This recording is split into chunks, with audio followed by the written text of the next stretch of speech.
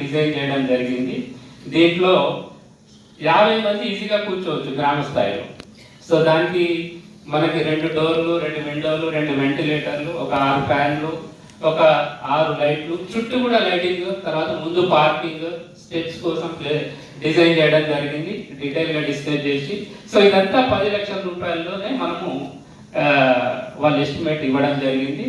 దీని ప్రకారం మనం ఏపీఎం చేయాల్సిన పని ఏంటంటే, మీ పరిధిలో ఉన్న గ్రామ సంఘాలు ఎక్కడెక్కడ లేవో ఆ గ్రామ పంచాయతీలో గ్రామ సంఘం ద్వారా ఒక రిక్వెస్ట్ లెటర్ ఇప్పించి గ్రామ పంచాయతీలో తీర్మానం చేయించాలి. తీర్మానం చేయించి మీరు జిల్లాకి డిసిసికి పంపిస్తే జిల్లా కలెక్టర్ ఆధ్వర్యంలో మన డిఆర్డిఓలే ఉంటారు, టీజీఎస్ కూడా మన జిల్లా డిఆర్డిఓలే చూస్తారు. కాబట్టి ఎక్కడెక్కడైతే స్థలం అందుబాటులో ఉండి ఇమ్మీడియట్గా కన్స్ట్రక్షన్ ఉన్నదో వాటికి మనము ఇమ్మీడియట్గా శాంక్షన్ ఇవ్వడానికి గైడ్లైన్స్ ఉన్నాయి.